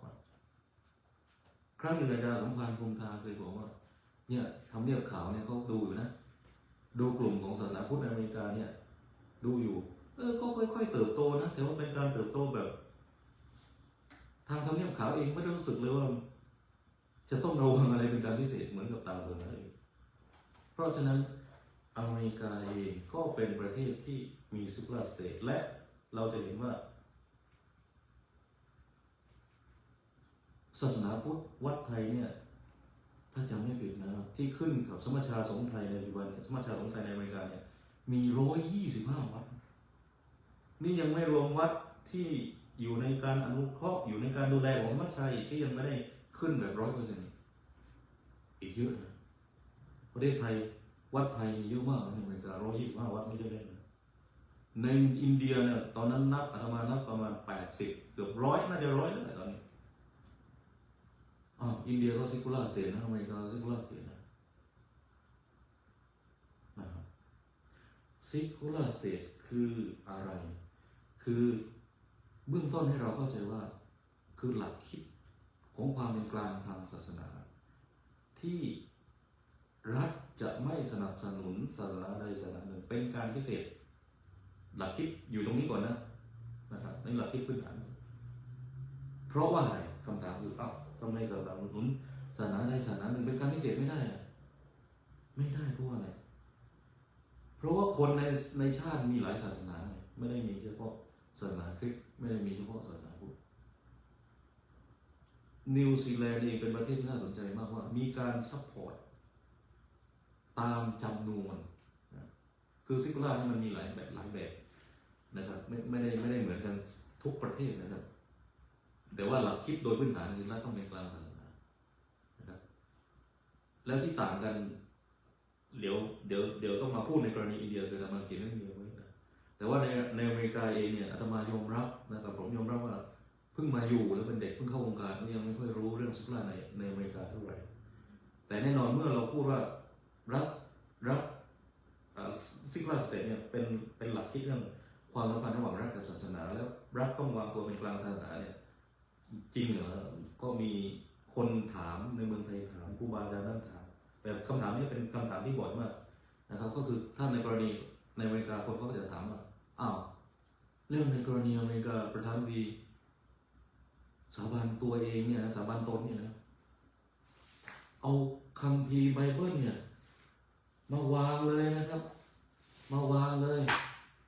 นะครับซึ่งต่างจากกรณีอินเดียเนี่ยในยุคของโมดียุคปัจจุบันด้วยเข้ารับตำแหน่งเนี่ยโมดีเอามือเนี่ยวางบนรัฐธรรมนูญอินเดียเลยทั้งที่โมดีเองก็เคยเป็นฝ่ายขวาฮินดูมาก่อนนะครับอันนี้ดูได้จากภาพนี้เดี๋ยวท่านนันเดย์ต้องการภาพที่ชัดๆเดี๋ยวให้ดู ภาพแรกเป็นภาพที่โมดีนายกรัฐมนตรีนเรนดราโมดีสาบานตนก้มหัวลงคำนับโค้งคำนับเอามือวางบนรัฐธรรมนูญอินเดียนสมิธาอินเดียนสมิธาคือรัฐธรรมนูญอินเดียแต่อเมริกาคือโจไบเดนในยุคนั้นคือยุคโจไบเดนที่อาตมาทำวิจัยเขียนบทความนี้ไว้ขอไปไม่ได้ตามยุคของทรัมป์ตอนไบเดนสาบานตนเนี่ยนี่คือไบเบิลเก่ามากคนก็ถามว่าเอาที่อเมริกาเนี่ยวีทรัสอินกอตนสาบานตนเอาไบเบิลมาด้วยอย่างนี้มันซิกลาสเตทก็มีนักวิชาการอธิบายว่าที่อเมริกาเนี่ยที่ต้องทำแบบนี้เพราะว่าเป็นมิติทางวัฒนธรรมหมายความว่าเพราะว่าอเมริกาเริ่มต้นจากคริสต์มาก่อนอเมริกาไม่ได้ปฏิเสธคริสต์ใช่ไหมครับถูกไหมครับเพราะว่าคนยุโรปคนอเมริกันคนยุโรปคนอังกฤษที่มาในอเมริกาแรกๆเนี่ยคือเป็นกลุ่มคนที่ศรัทธาต่อพระเยซูคริสต์เจ้าเราเลยแต่ว่าไม่โอเคกับศาสนาคริสต์ในแง่ของศาสนาในรูปของสถาบันที่มันมีอำนาจมากเหมือนกับสันตะปาที่มีกองทัพที่ดูเหมือนจะควบคุมมากเลยนั่นเพราะฉะนั้นคนยุโรปคนอังกฤษส่วนหนึ่งที่มาอเมริกาเนี่ยบอกว่าโอ้ไม่เอาแล้วถ้าเป็นศาสนาในแง่แบบรูปแบบสถาบันแบบนั้นไม่เอาคือพูดง่ายๆถ้าเห็นชัดถ้าเปรียบเทียบกับกรณีไทยบอกโทษนะพูดแบบมหาเถรสมาคมไม่เอานะไม่ไหวระบบเจ้าคุณไม่ถนัดเลยมีพิธีสวดก็ต้องนั่งตามธรรมเนียมสมณศักดิ์เจ้าคุณชั้นพรหมเจ้าคุณชั้นราชเจ้าคุณชั้นสามัญเรียงตามลำดับในพิธีหลวงในพระราชพิธีต้องนั่งแบบนี้แม้ว่าไม่ใช่พิธีหลวงแม้แต่พิธีแบบระดับในจังหวัดเป็นระดับงานจังหวัดเป็นระดับงานอำเภองานราชการเขาไม่มนต์หลวงตาพระนรงค์ธรรมดาไปนั่งสวดหรอกครับก็ต้องนิมนต์เจ้าคุณตามสมณศักดิ์แล้วพัดก็ต้องตั้งบอกแบบนี้ไม่คุ้นไม่เอานะเนี่ยคือพูดแบบสถาบันพูดแบบทางการคลิปแบบทางการแบบนี้ไม่เอาโอ้โหมีสาธารณจักรมีงบเยอะเลยมีกองทหารของตัวเองด้วยแบบนี้ไม่เอาแบบไหนเอาแบบพุทธสายท่านอาจารย์พุทธทาสเอาสายหลวงปู่ชาเอาสายธรรมกายเอาสายท่านอาจารย์ทุกคลิปเอาได้อันนี้คือเป็นพุทธแบบไม่ใช่ทางการนะครับเพราะว่านั่งสวดกันตามพรรษาหรือนั่งสวดเพราะว่าโยมศรัทธารูปนี้ก็นิมนต์รูปนี้แต่ถ้าเป็นพิธีรัฐในเมืองไทยยังไปดูเลยครับพระนรงค์พระหลวงตาที่นั่งสวดเขาไม่ได้หรอกครับผู้ว่าเขาก็ต้องนิมนต์ระดับมีตำแหน่งมีสมณศักดิ์ถูกไหมครับทีนี้กลับมาที่ประเด็นต่อเรื่องอเมริกานี่ถึงว่าเราจะเห็นว่าวัดในอเมริกาก็จะมีวัดหลายวัดนะที่เติบโตขึ้นอย่างเป็นดอกเห็ดตัวนี้แม้ในอินเดียเองก็ตามทำไมยกตัวอย่างคร่าวๆมาทั้งในอเมริกาในอังกฤษขอเป็นทั้งในอเมริกาทั้งในฝรั่งเศสแล้วก็อินเดียจริงๆพูดถึงญี่ปุ่นก็ได้เพราะตอนนี้วัดในญี่ปุ่นก็หลายวัดนะไม่ใช่วัดพระธรรมกายอย่างเดียวท่านโมก็ไปสร้างท่านเจ้าวัดสุทธิวรารามก็ไปสร้างถ้าเรามองว่าประเทศที่เป็นซุปเปอร์สเตทอย่างญี่ปุ่นเองนี่นะก็เป็นซุปเปอร์สเตทประเทศเหล่านี้ซึ่งเป็นซุปเปอร์สเตทเนี่ยแล้วทำให้ศาสนาเนี่ยถูกลดบทบาทลงเนี่ยอาจจะไม่ใช่นะแต่แน่นอนว่าถ้าถูกลดบทบาทลงก็ไม่ใช่แค่พุทธก็คือการถูกลดบทบาทลงในฐานะทางการนะครับอย่างเช่นทีนี้อันนี้คือสิ่งที่กลุ่มของอนุรักษ์นิยมอาจจะมองต่างและอาจจะไม่เห็นด้วยแต่ก็เราก็ชวนทบทวนนะอยากชวนทบทวนว่าสิ่งที่เราไปอยู่ปัจจุบันนี้มันนำไปสู่การขับเคลื่อนจิตวิญญาณทางพุทธศาสนาได้ดีจริงหรือไม่นะครับอย่างยกตัวอย่างในเมืองไทยเราเนี่ยมีสำนักงานพุทธศาสนาทุกจังหวัดเลยแล้วก็ได้งบสำนักงานพุทธก็ขึ้นต่อสำนักนายกคำถามที่สำคัญคือพุทธศาสนาที่เราอยู่อย่างมั่นคงทุกวันนี้ที่เราดูว่าพระท่านปฏิบัติดีปฏิบัติชอบเนี่ยไม่ว่าจะเป็นสารพุทธเจ้าหลวงพ่อพุทธทาสหรือว่าแม้แต่ธรรมกายเองที่เขามีกลุ่มกล้ ญาติโยมที่ศรัทธาและรวมถึงสายธรรมอื่นๆด้วยเนี่ยสามารถขับเคลื่อนมาได้โดยที่ไม่จำเป็นต้องใช้งบรัฐบาลจากสำนักพุทธเลยถูกไหมครับนักธรรมบาลีที่เราเรียนกันเนี่ยที่คนแต่ละสำนักที่เขาเก่งนั้นเนี่ยไม่ใช่หลักสูตรนักธรรมบาลีที่อาจจะออกมาจากมหาเถรคงอาจจะออกมาจากรัฐเลยถูกไหมใช่ไหม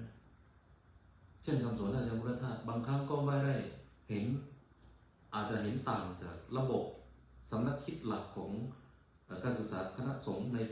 ในสมัยก่อนที่ท่านอาจารย์พุทธทาสไปอยู่ที่วัดปฐมมังคลาแล้วท่านบอกโอ้ถ้าเรียนแบบนี้ไม่มีมิติภาวนาไม่มีมิติการวิพากษ์หรือตั้งคำถามต่อการทำความเข้าใจเรื่องพุทธศาสนาเลยเนี่ยท่านก็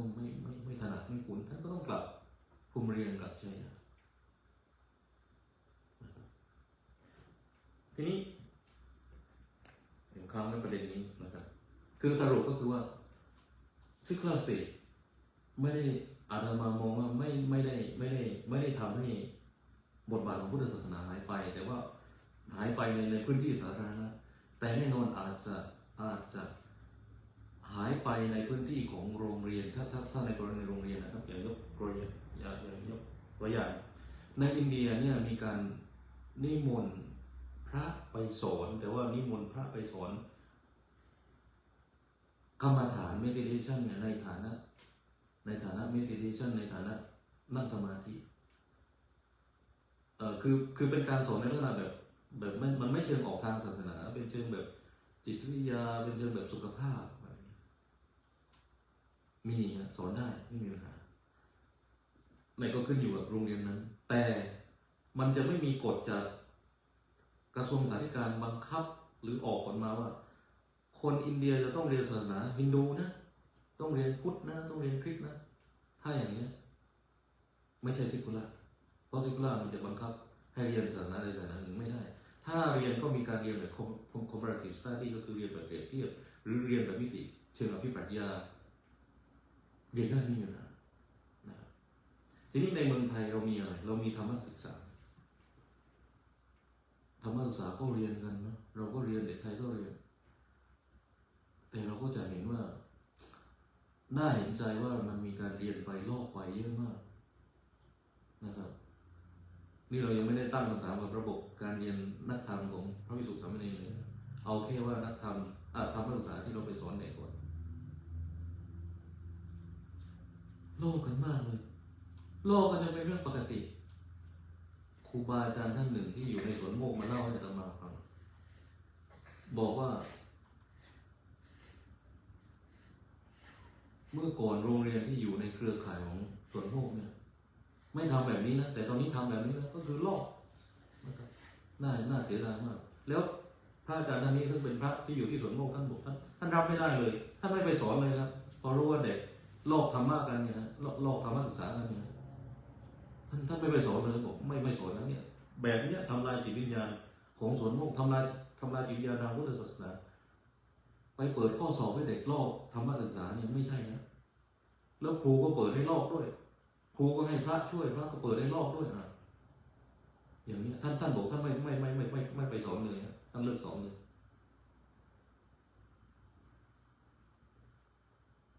ทีนี้ถ้าจะสอนก็ต้องสอนแบบครูนิมนต์ไปส่วนตัวศรัทธาส่วนตัวไม่มีปัญหาแล้วถ้าสอนเนี่ยเราน่าจะมาทำสถาบันการศึกษาพุทธศาสนาแบบให้มันมีคุณภาพในกรณีไทยเช่นสร้างโรงเรียนพระวิทยาธรรมที่มันแข็งแกร่งไปเลยเหมือนชื่อจี้แล้วเขามีโรงเรียนแพทย์ด้วยเอาเหมือนชีไหลไปเลยก็มีมหาลัยทางพุทธไปเลยมตลมลแบบให้แน่นเป๊ะเลยทั้งทางวิชาการทั้งปฏิบัติโดยที่ไม่ต้องรับงบจากรัฐเป็นมหาลัยเอกชนไปเลยเหมือนชีไหลอย่างนี้เราทำได้นะเพราะว่าเราก็จะมีอะไรครับถ้ามันมีการเก็บภาษีตามที่ท่านพระอาจารย์ดร.ปัญญาเสนอเนี่ยบอกพระที่มีเงินเก็บล้านเนี่ยภาษีที่ได้จากเนี้ยก็นี่ไงไปสนับสนุนโรงเรียนเอกชนของพุทธเลยวันนี้ที่3 จังหวัดชายแดนภาคใต้เนี่ยเรามีโรงเรียนตาลิกาโรงเรียนปอนอกเนี่ยซึ่งเป็นโรงเรียนเอกชนเนี่ยปอนอกหลายที่เป็นโรงเรียนเอกชนโรงเรียนตาลิกาทั้งหลายเนี่ย เข้มข้นมากนะครับเช่นระเบียนคอนแวนต์โรงเรียนของคริสต์ทั้งหลายเนี่ยเป็นเอกชนไม่ใช่นะครับซึ่งดีมากภาษาอังกฤษในศรีลังกาเนี่ยเด็กไปเรียนพุทธศาสนาวันอาทิตย์ในศรีลังกาเพราะว่าพระเขาเก่งภาษาอังกฤษพระเขาเป็นนักวิชาการจริงๆแบบสนใจนะในไต้หวันซึ่งก็ไม่ใช่เป็นพุทธแบบที่ว่ารัฐให้งบอย่างมากมายเหมือนกรณีไทยเนี่ยแต่ไต้หวันเนี่ยเข้มแข็งทางพุทธศาสนามากนักบวชที่เป็นภิกษุณีเนี่ยซึ่งแน่นอนก็เป็นมหายานนะแต่ว่าเรากำลังจะมองว่าพุทธเข้มแข็งมากนะมีสี่ซานเนี่ยนะสี่ซานใหญ่หัววงซานจงเท่ซานหลิงจิ๋วซานหัววงซานชื่อที่อีกสี่อีกหนึ่งอันไม่จำไม่ได้ว่าอะไรคือแต่ว่าทุกสำนักลงซานหมดเพราะว่าซานแปลว่าเขาหลิงจิ๋วซานก็คือภูเขาก็คือวัดวัดเขาคิดกูดเนี่ยซึ่งแข็งแกร่งมากนะครับจากเดิมที่ไต้หวันเป็นประเทศที่มีเรื่องของบ่อนเรื่องของคาสิโนเยอะมากหนักมากแต่ระยะหลังมีพุทธศาสนาขึ้นไปเนี่ยโอ้เข้มแข็งมากเบาเรื่องอาชญากรรมไปเยอะเบาเรื่องคาสิโนลงไปเยอะพุทธในจีนที่มีความเข้มแข็งเนี่ยแล้วมีหลักมีฐานมีเป็นการเนี่ยไต้หวันเนี่ยดีกว่ามาเลมีแต่สายสักยันต์เยอะมากเลยที่พูดอย่างนี้เพราะว่าตัวเองเคยไปอยู่มาเลแล้วพบว่าตั้งใจที่จะไปสอนธรรมะแต่ปรากฏว่าอยู่ได้วันหนึ่งต้องย้ายที่เลยเพราะว่าที่นั่นเขาให้พระไปสักยันต์ให้พระไปเสกไปสวดอาตมาทำให้เป็นก็เลยต้องย้ายที่คนมาเลก็ไม่เอาด้วยเขาบอกมาฟังแล้วไม่รวยเสียเวลาเขาเลยไม่นิมนต์อยู่ต่อเราก็ต้องย้ายวัดแต่ถ้าไปไต้หวันจะไม่เป็นอย่างนี้นะครับไต้หวันอย่างหลิงจิวซานเนี่ยเจ้าวาดเป็นเถรวาทรับศีลโพธิสัตว์พระอยู่ในวัดเป็นมหายานอาตมางงมากเลยว่าเปิดโลกท่านมาอยู่กันได้เจ้าวาดท่านเป็นเถรวาทท่านสอนเรื่องฌานเรื่องสมาบัติลูกศิษย์เป็นมหายานแบบเช่นมาเรียนกรรมฐานคืออันนี้ก็เป็นบรรยากาศที่ในประเทศที่ดูเหมือนจะมีก็ที่มีหลักการซิกลาสเตทแต่พุทธยั่งยืนอยู่ได้อย่างในอเมริกาเราก็มีพระเก่งๆนั้นพิกุโพธิมีนักวิชาการพุทธที่เป็นคฤหัสถ์เก่งๆมากมายนะครับลูกศิษย์ของหลวงพ่ออาจารย์ชาเนี่ยเจคคอนฟิลเนี่ยเปิดสำนักภาวนาแน่นอนเก็บตังค์เลยว่าฝรั่งก็ไปขยันไปวัดอภัยคีรีวัดท่านอาจารย์เจฟฟี่ก็ตั้งอยู่ได้คนอเมริกันก็โอเครัฐบาลอเมริกาก็ไม่ได้มาละเมิดหรือสต็อปการเผยแผ่พุทธศาสนาพุทธศาสนาก็อยู่ได้ทีนี้อาตมามีงานที่เคยตั้งข้อสังเกตไว้ซึ่งอาจจะช่วยให้มีประเด็นพูดได้ต่อไปอีกนะครับเดี๋ยวก่อนที่จะกลับมาที่รายละเอียดในอินเดียอีกนิดหนึ่งนะครับทีนี้เป็นข้อสังเกตที่อาตมาเขียนไว้เมื่อวันที่18 กันยายน ปี 2021เข้าใจว่าในเวลานั้นกับผมอาตมากำลังเรียนหนังสืออยู่ที่อินเดียนะครับก็เขียนเรื่องนี้ไว้ให้กับบริษัทวิทยาสุขภาพเดี๋ยวก็จะขออนุญาตพูดไปสัก5 ทุ่มครึ่งนะครับข้อสังเกตเนี่ยเป็นข้อสังเกตบางประการสำหรับพุทธศาสนาในต่างประเทศซึ่งพุทธศาสนาในประเทศไทยยังไม่สามารถไปถึงจุดนั้นได้ซึ่งกรณีนี้คล้ายกับพุทธที่เกิดในพม่าศรีลังกาลาวและกัมพูชาหรือพุทธในอาเซียนคือมันมีนักวิชาการตั้งข้อสันนิษฐานว่าพุทธที่ได้รับการยอมรับมันป๊อปปูล่ามากแบบคนแห่กันไปฟังทำจนเป็นเหมือนกับไปฟังคอนเสิร์ตเนี่ยก็คือพุทธแบบท่านติตาทันพุทธแบบองค์พระรามาเนี่ยคือเป็นพุทธที่รีฟูจีทั้งนั้นเลยเป็นพุทธที่อเมริกันทั้งนั้นเลยนะท่านติตาทันตอนนั้นก็ อยู่เวียดนามก็ไม่ได้เข้าเวียดนามก็ไม่ได้นะเพิ่งเข้าตอนอายุมากแล้วไม่นานท่านก็มรณภาพแต่ท่านก็เป็นคนต้องห้ามของเวียดนามสุดท้ายท่านก็ตั้งฐานอยู่ในอเมริกาในฝรั่งเศสหมู่บ้านพลัมวิลเลจถูกไหมแต่พุทธแบบอเมริกันเนี่ยครับปุ้มขึ้นแต่พุทธก่อนหน้านั้นถ้าเราย้อนไปก็คือท่านอาจารย์พุทธทาสท่านอาจารย์พุทธทาสปุ้มปั้มขึ้นมาเพราะอยู่ในประเทศตอนนั้นแต่พอหลังจากท่านอาจารย์พุทธทาสพุทธที่ปุ้มปั้มเข้ามาจริงๆก็คือดังขึ้นมาป๊อปปูล่าเวลโนนจริงๆก็คือพุทธแบบติดนานซึ่งเป็นพุทธแบบอเมริกันพอพุทธแบบติดนานซึ่งตอนนั้นท่านก็เป็น spiritual leader ของพุทธจริงๆนะพออาจารย์ติดนานมรณภาพไปท่านองค์ธนามะก็เป็นพุทธแบบอเมริกันอีกแล้วเป็นพุทธแบบรีฟูจีอีกแล้วทุกวันนี้องค์ธนามะยังไม่ได้สัญชาติอินเดียเลยนะแน่นอนท่านไม่รับสัญชาติหรอกนะครับเพราะพวกลีดเดอร์หรืออีลิทของกลุ่มทางทิเบตทั้งหลายเนี่ยส่วนใหญ่เขามีแนวความคิดกันว่าเขาจะไม่รับสัญชาติอินเดียนะคงความเป็นทิเบตันรีฟูจีไว้เพราะว่ามันมีประเด็นหลายอย่างก็คือประเด็นหนึ่งเรื่องคงความเป็นชาตินิยมไว้คงความเป็นอนุรักษ์นิยมไว้นะครับและอย่างก็คือสถานะของรีฟูจีเนี่ยมันก็ได้รับการสนับสนุนจากโลกตะวันตกหลายอย่างนะ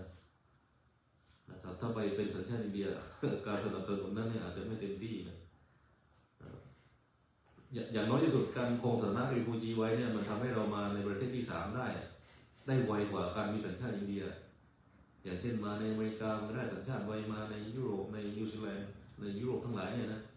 มันง่ายถ้าเรามีสัญชาติถ้าเรามีสถานะเป็นผู้ลี้ภัยอย่างเหมือนนักต่อสู้ประชาธิปไตยของไทยบางคนก็เคยใช้มุกนี้นะก็คือว่า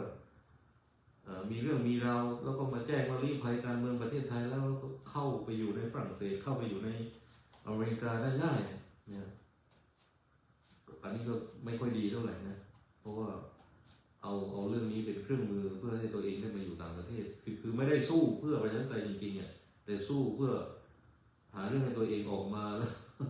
แล้วก็มีโอกาสได้มาอยู่ประเทศที่3นะซึ่งมีตัวอย่างของคนที่อาตมาก็รู้จักนะก็ไม่อยากพูดแต่ว่าก็รู้กันนะครับเอาเป็นว่าเราไม่พูดแล้วนะว่าเป็นใครแต่อาตมาก็เห็นมาอยู่ว่าเป็นใครทีนี้ประเด็นหนึ่งที่เราเห็นก็คือว่าเป็นข้อสังเกตของชาวตะวันตกนักวิชาการตะวันตกบอกว่าหลังจากที่พุทธศาสนาจากอินเดียเนี่ยมันดีคลายมันหายไปแล้วเนี่ยแล้วมันก็เข้าไปในเอเชียนะครับถ้าเป็นเถรวาทเข้าไปทางศรีลังกาถ้าเป็นฝ่ายมหายานก็เข้าไปทางจีนเป็นเซ็นเตอร์ใหญ่เพื่อที่จะทางเวียดนามญี่ปุ่นได้มาเรียนรู้พุทธศาสนาแล้วก็เข้าไปที่ทิเบตพอพุทธมันออกจากอินเดียเนี่ยพุทธแบบเถรวาทมหายานไม่ค่อยได้มาคุยกันเลยนะพอเราบอกว่าเทรวาสเราก็นึกถึงแต่เซาท์อีสต์เอเชียจนคนเรียกเทรวาสอีกชื่อว่าเป็นเซาเทิร์นบุริซึมพอบอกมหายานวัชรยานคนก็บอกโอ้เป็นโนเทิร์นบุริซึมนี่มันนิยามตามพื้นที่ตกลงว่าไอ้โนเทิร์นกับเซาเทิร์นไม่มาคุยกันเลยแต่ว่าถ้าเราไปดูบันทึกของวัดสัมสัมจันทร์เนี่ยวัดเดียวกันเนี่ยนะรูปนั้นท่านเชื่อว่าจะเดินตั้งเป้าหมายเพื่อไปสู่การเป็นเข้าถึงพุทธภาวะการเป็นพระพุทธเจ้ารูปนี้บอกว่าผมไปตามเส้นทางสาวกยานเป็นพระอรหันต์ก็พอแล้วเป็นไม่อยากเป็นพุทธเจ้าแต่อยู่วัดเดียวกันได้เพราะฉะนั้นแนวคิดเรื่องของความหลากหลายการข้อปฏิบัติไม่ได้มีปัญหาในการอยู่วัดเดียวกันไม่ได้อยู่กันได้พระมหายานวัชรยานอยู่ด้วยกันถ้าเราไปดูบันทึกพระสังฆธรรมจักรแล้วเนี่ยเป็นข้อที่จริงที่เกิดขึ้นในประเทศอเมริกาเองด้วยซ้ำนะซึ่งมันอาจจะดูผิดปกติสำหรับในประเทศไทยก็ได้อาจจะดูไม่ค่อยคุ้นอาจารย์นิธิเอียวศรีวงศ์เคยพูดบอกว่าความหลากหลายทางพุทธศาสนา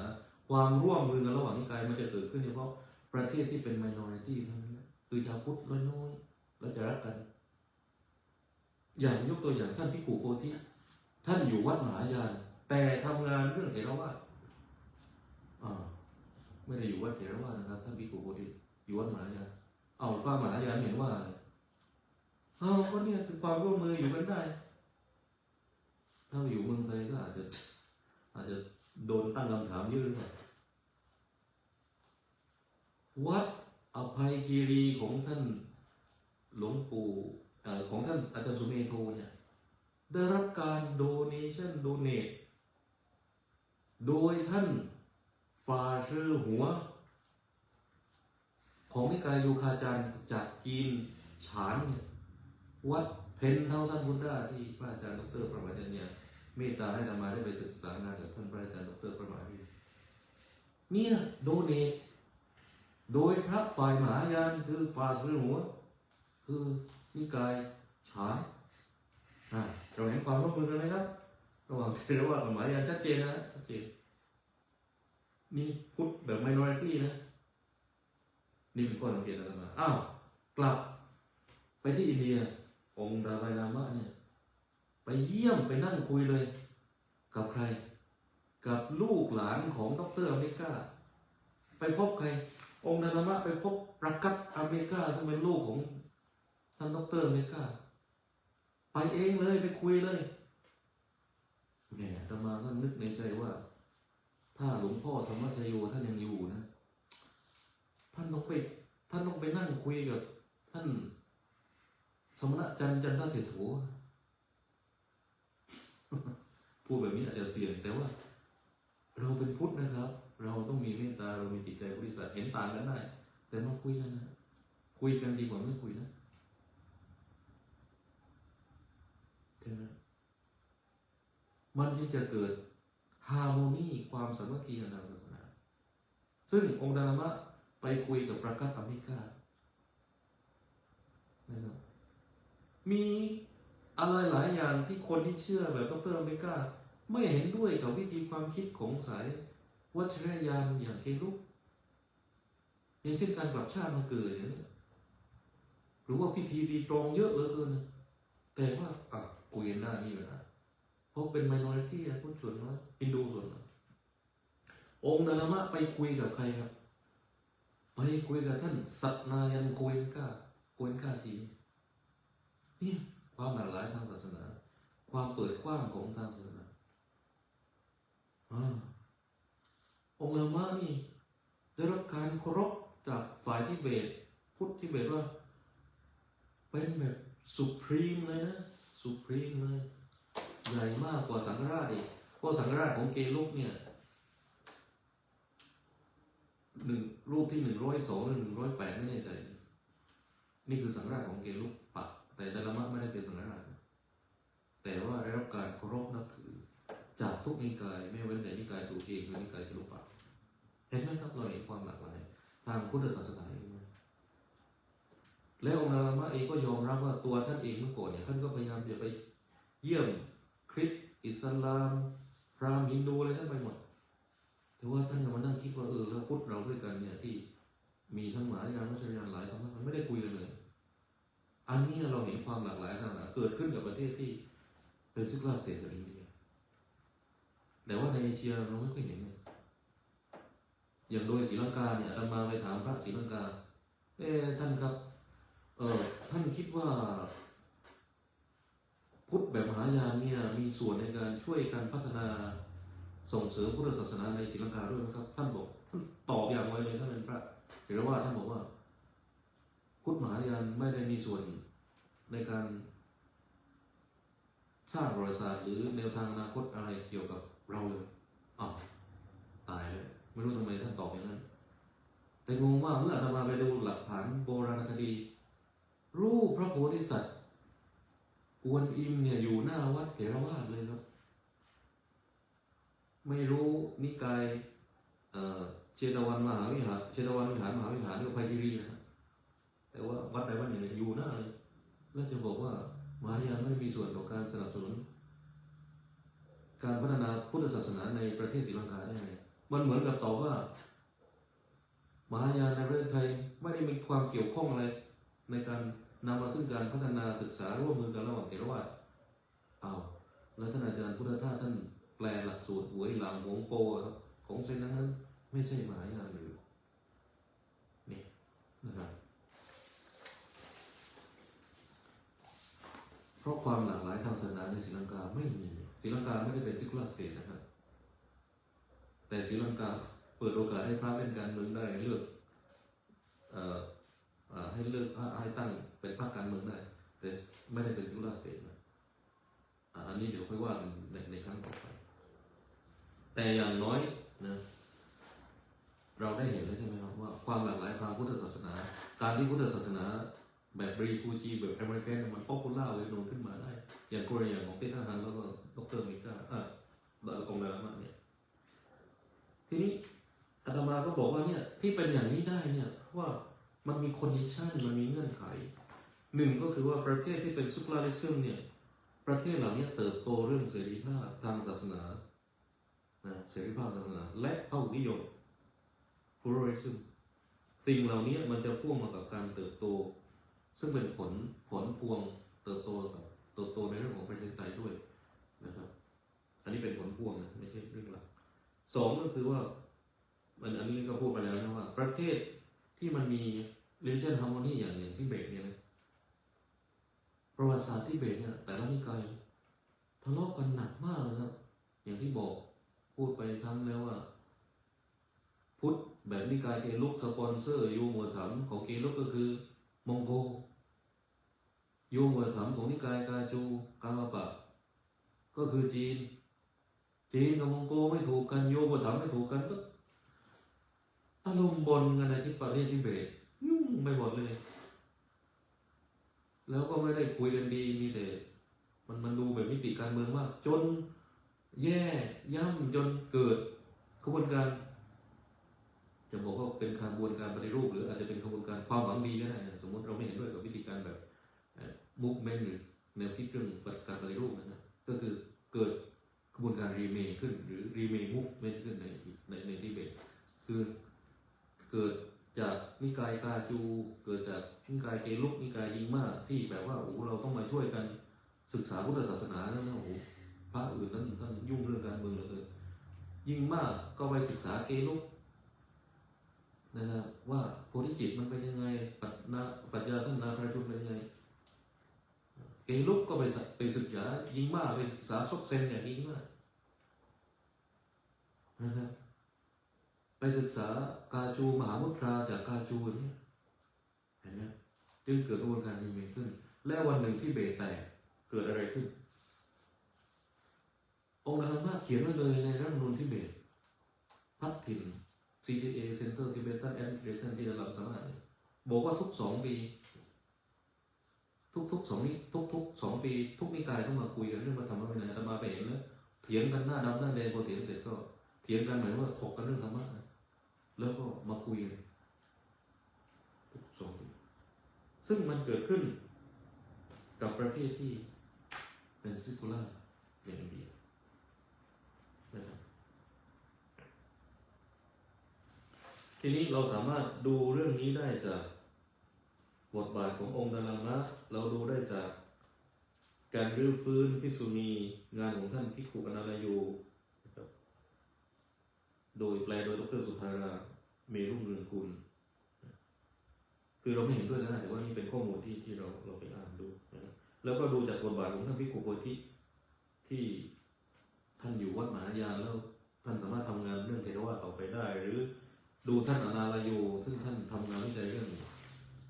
เทรวาสวัชรยานดูบรรยากาศที่ท่านภิกขุอนาลโยท่านอนาโยซึ่งเป็นพระเทรวาสจากเยอรมันมาคุยธรรมะกับท่านมิจูริโกเชเนี่ยพระมหายานกับพระเทรวาสมานั่งคุยกันเรื่องภาวนาคุยเรื่องเมดิเทชันนะครับแต่มุมมองเรื่องการภาวนาอาจจะเป็นมุมมองที่มองพระสูตรนี้อีกท่านก็มองอีกพระสูตรหนึ่งแล้วมาคุยกันงดงามมากในความหลากหลายของแต่ละสายธรรมนะครับซึ่งมันเกิดในประเทศเยอรมันเกิดในประเทศอเมริกาประเทศอินเดียเนี่ยประเทศที่มีซุปเปอร์สเตทซึ่งพอเรามองไปในไทยมันมีแต่ข่าวภาพลักษณ์พระที่ดูแล้วภาพรวมไม่ค่อยจะดีภาพดีๆมีเยอะแต่ข่าวก็เล่นเรื่องไม่ดีเยอะมากเลยนะครับจนทำให้เรามองไม่เห็นมิติทางพุทธศาสนาที่มีความเป็นไปได้แล้วก็ไม่ได้กระทบกระเทือนต่อภาครัฐเลย รัฐก็อำนวยความเจริญรุ่งเรืองให้กับพุทธศาสนาด้วยจริงๆ ยังมีเยอะแต่ว่าด้วยเวลาด้วยครับเวลาจำกัดตอนนี้ก็เหลือ30 นาทีก็จะใกล้เที่ยงคืนแล้วจะเปิดโอกาสให้ท่านอาจารย์ดร.นเรนท่านจะได้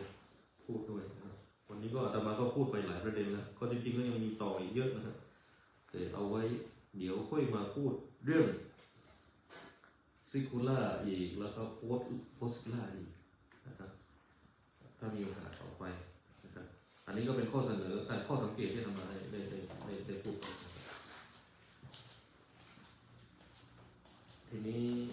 เอาไว้แค่นี้ก่อนสำหรับวันนี้นะครับคงได้ข้อมูลกันไปหลากหลายเยอะเลยแหละนะฮะ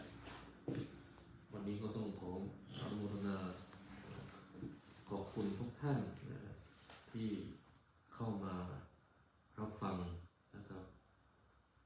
โดยเฉพาะขอบคุณท่านอาจารย์ดร.พระมหาฤทธิ์ที่มาช่วยปิดรายการมาดูความพร้อม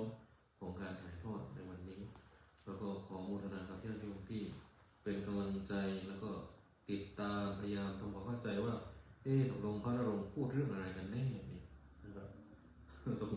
ต้องขออนุโมทนาขอบคุณนะแล้วก็เป็นไปได้ก็มาคุยกันต่อเจอกันก็คุยกันทักทายกันว่าตกลงท่านนรงค์พูดอะไรนะก็ยังไงก็เรามาช่วยกันศึกษาธรรมะในหลายๆกรอบในหลายๆมิติก็เพื่อความเจริญความรุ่งเรืองความปลอดภัยความมั่นคงของพระพุทธศาสนาก็ขอให้ญาติโยมทุกท่านนั้นจงมีแต่ความสุขความเจริญเนาะแล้วก็ให้สิริยั่งยืนชนสัพพะวันนะดลเด่นกล้าสุขยศเถลิงกลเกรียงศักดิ์พุทธคุณเลิศล่าปกป้องตลอดปีขอเจริญ